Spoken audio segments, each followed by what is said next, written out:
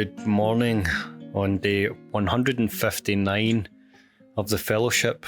Doesn't feel like that long ago since I was talking to you. It really wasn't. As I said yesterday, I was out in the close to the wee small hours with the dog just before bed because that was the time that I could record. Back to normal this morning, back to an early morning recording. And my first one of the day is the same as my last one of last night, getting a dog to poop outside. That's the reality of suburban life in your early 30s. It's the small victories. In this case, the wee small brown victories that went into a brown bag. But anyway, I digress.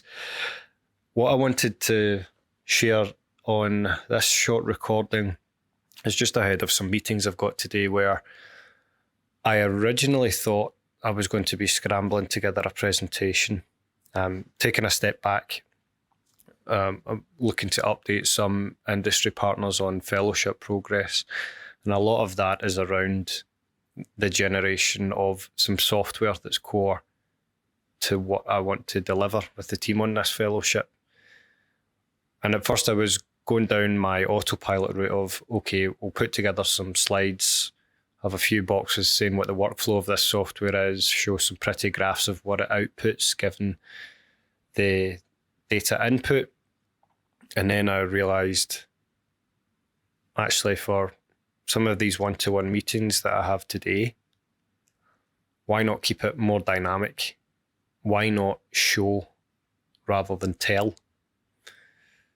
And that's the theme of today's consideration is to show rather than tell.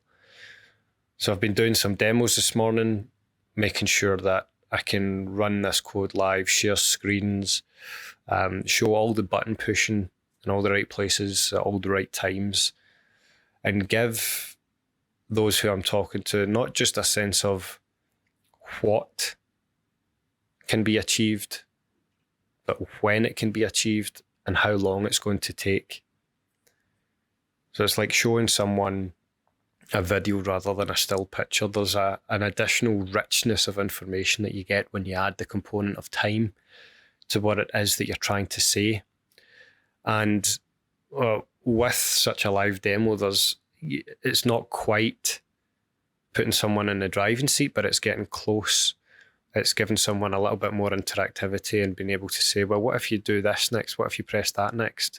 Can I see what happens then? There's a little bit more back and forth, and it's a little bit less of a lecture.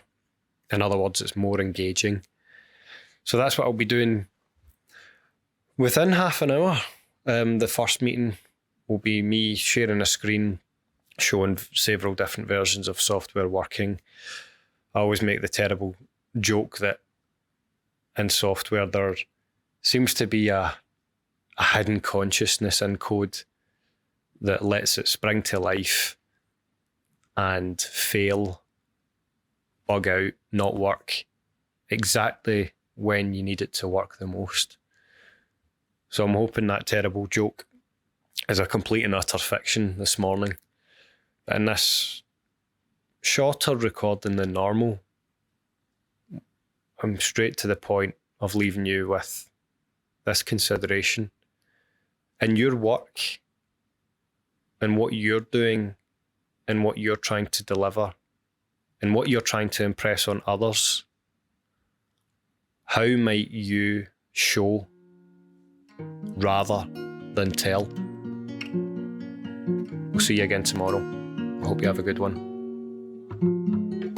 If you like what you're hearing on the podcast, head over to the website where not only will you find the written blog versions of these podcasts, you'll find my leadership blog series, the Daily Thoughts series, and information about my book on managing the imposter phenomenon. We also have even more free resources and webinars linked to the YouTube channel. So head on over to dr-marc-reid.com. That's dr-marc with a C -reid.com.